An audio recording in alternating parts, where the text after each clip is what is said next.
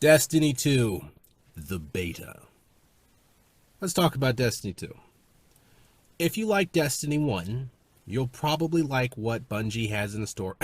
Sorry, Activision has in store for you in Destiny 2. If you did not like the first game, Destiny Year 1, Year 2, and whatever else they decided to call each update and expansion, you're probably still going to be in the same boat. And the reason why is that this demo shows absolutely, or the beta I should say, shows absolutely nothing that's going to tell you about what to expect other than more of the same. Yes, the maps are a little bit bigger now. They feel much more organic than what was in the previous games, and I'll talk about more of that in a minute. The graphics, fantastic, runs perfectly on PC. I mean, very well optimized. And it looks like we might have a decent story this time around, or at least one that's conveyed in the game. That having been said, there's just not anything here that is demonstrating anything new, right?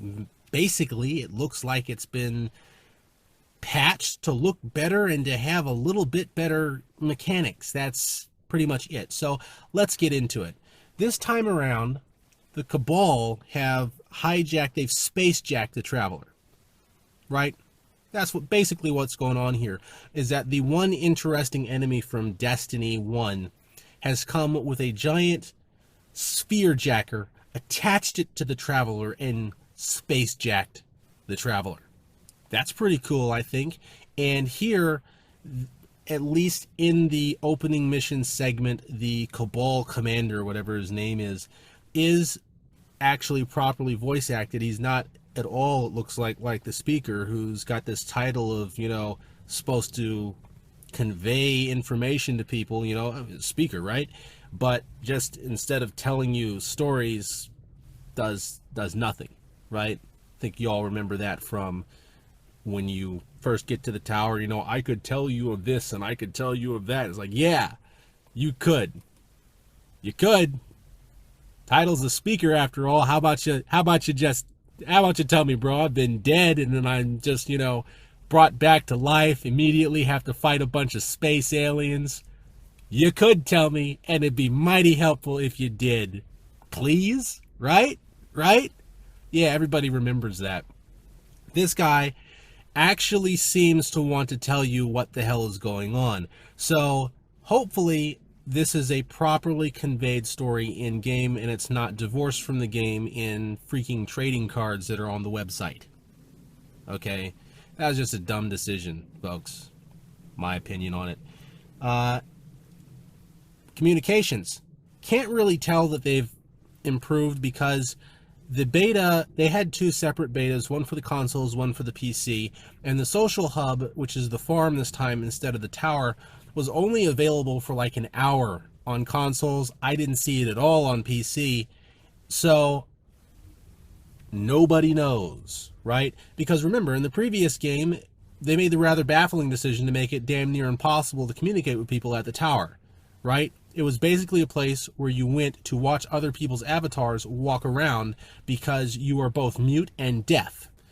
And it's dumb, right? Because it's a co-op game. It's something where you're supposed to form squads and everything, and you can't just do this organically at the Guardian Social Hub, the place where all the defenders of the universe, or at least Earth in this case, in the solar system, are gathered. You can't talk to one another unless you're already in a squad. And so what you got to do is you got to randomly invite. It's dumb, right? Or it was dumb. We don't know if they're going to continue that stupidity this time around. Maybe they wanted to do it to drive people to the website so they could talk there. I don't know. All I know is that it was bad there and it doesn't look really like much has changed here. We'll have to see. But the social hub only being available for about an hour, that's sketchy. No other way to look at it. That's sketchy. This is an important part of the game, a very important part of the game from a gameplay and matchmaking standpoint when we talk about the co-op side of things. That should have been put on display because you think about it, and Destiny is a polarizing game. You have these people who really, really love it and people who say, well, it was a nice idea, but for this multitude of reasons, I don't want anything to do with it. You would think that in order to get all those sales and that additional revenue, that they would go and demonstrate that, guys, we listened and we fixed these major problems from the original game, and we want to give you this fresh, new, exciting experience, but it's just not there, right? They just didn't do it with this beta. And that makes me skeptical. That makes me skeptical of a lot of things because there's a lot of unanswered questions. This time around, they're not sort of marketing it quite the same way they did with the first game. In the first game, they let players basically create this grand image in their head with hints, and when you would come up to them with specific questions asking for details or elaboration on things, they would get all tight-lipped and say, well, you know what, you'll just have to wait and see in the final game, but we promise you'll like it, and blah, blah, blah, blah, blah. There's not quite as much of that going on this time, but the content that's been shown looks like a repeat, right? Because the only area where we see that they may have attempted to fix some of these things, those, curiously enough, and go to YouTube, go on Google, wherever you find your your videos, which it's all going to come back to YouTube, I suppose. Look at all the new features that are supposed to be in the game, and look at what they've allowed the players to check out and what they have only released to select media organizations. I call it the IGN strategy, and basically this is where you make a ton of claims, right, or a bunch of promises, or imply a certain set of features and a certain quality of those features, but you don't let anybody in your customer base actually check this out beforehand. Instead, you give it to media organizations who are more likely than not to paint it in the best light possible so that you can give them exclusivity and stuff later on down the road, right? Because honestly, do you think a publisher is going to give, special deals for releasing information and tech demos and interviews and stuff to an outlet that's going to grill them? Not going to happen. So go to YouTube and check that out. All this stuff that's supposed to be new and improved is exclusively, it seems, in the domain of places like IGN, Kotaku, etc., and not in gameplay demos given to potential customers. Big, big, big red flag. Now, let's talk about the actual substance of the betas, since we're talking so far about what's not in them. The core mechanics here work a lot better on mouse and keyboard than they do on the controller. I found myself having a lot more fun replaying this Strike with the mouse and keyboard than I have with anything on the console side of things. And that's just because shooters are more fun with the mouse and keyboard. So if you're really into mouse and keyboard shooters, this is definitely a step up and a step in the right direction. Outside of that, a lot of this stuff feels the same, right? They have increased the size of the maps. They feel more organic this time around, and they feel more open. One of the big problems with the previous Destiny game is that they have a guided tour style map. And what I mean by that is that you have these medium-sized open spaces that are very similar to open multiplayer maps that you would see in, say, a downsized Battlefield, right? And they're connected by these basically narrow pathways. You go to Venus and you go through some Vex corridors or maybe a ruined building, and then you get to another somewhat open area of modest size. If you're on Earth, you have an area with modest size, and you go and drive through some canyons and you get to another area of modest size. You go to Mars and you have a little open sand dune of modest size, and then you drive off down some ravines or through a tunnel, and then you get to another area with a modestly sized arena to fight in. I mean, it was very, very misleading, the marketing about these open explorable worlds. Here, it seems that they've gone more towards an open style map. It does still seem a little bit guided, and there wasn't a lot to go on in the beta, other than that previous formula has most certainly been improved upon, and at least encourages the player this time to go around and explore things instead of being put on, like I said, a park tour, basically. The dungeons, their size, well, actually, there weren't dungeons in the game, now were they, or in the beta? There was just the path down to the strike boss, and this actually did have throughout very impressive scale, right?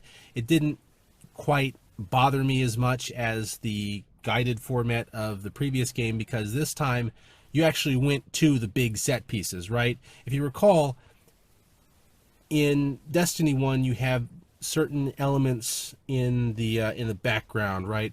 These really big set pieces, or visual elements that you have this like dramatic scene unfolding, and you're like, man, especially on the moon, right, where you have that big crater off in the background, and there's all kinds of chaos and stuff going on inside that thing, and you say, man, it would be really great if I took my speed bike and just like went out there to see what that's all about. And then you found out that you really couldn't go past like a line of rocks next to the road, because then you get the warning to come back. There's less of that here. All right, significantly less from what I've seen so far in the beta. And the scale, as a result, means that even if you can't necessarily get to some of these bigger things you see off in the distance, what you do have access to is big enough and grand enough to be entertaining. There's a sense of verticality here and just scale that just didn't exist in the previous game, with the exception of a couple of expansions that came later on. That having been said, once you do get into the core gameplay loop, you find that it's Destiny. That's it. It's Destiny. There's nothing else that I can say. They've not really conveyed much difference here from the previous game. Multiplayer, I hear they're paring down, haven't confirmed it, but apparently it's going to be more focused on 4v4, which I think is a step backwards. The 4v4 format works when you have special events in Destiny. I thought the multiplayer was the best part of Destiny 1, specifically the one with the expanded player teams, right? The one with more size, because you had a very consistent flow and rotation around the map of the teams. There was, I don't want to call it non-stop action, because there was an occasional pause, but there was never a lull in the action, and timing and flow and rhythm were really, really important. With the 4v4 format here, you don't really get that. What you have is brief bursts of action followed by a lot of non-action, and it's about 1/3 action, 2/3 trying to get to it, and it really detracts from, I think, the flow and rhythm that made the Destiny multiplayer so great in the previous game. Hopefully we don't get stuck with 4v4, and they do have those expanded teams in some mode that is not a special event. But if it is indeed stuck to 4v4, well, I'm just not feeling that, right? I'm just not feeling that, because it's a lesser experience, right? Unless you're playing with a group of guys who know exactly what they're doing, and you're playing against a team who knows exactly what they're doing. But when we talk about public matches, good luck with that. So, to recap, what's in the beta? Not a whole lot. It doesn't really tell that much of anything. It drops a few hints here or there, but they tried to drop hints the whole time with the previous game at E3 and prior to launch. This one is looking like, if you enjoy Destiny as it is right now, you'll like what they have on display here. And if you have problems with Destiny, it doesn't look like they've gone to any length to try and rectify those issues. If they did, they certainly would have shown them to the players and not just hinted at them or implied them with media outlets. You've been watching Hard Mode. Thank you for subscribing.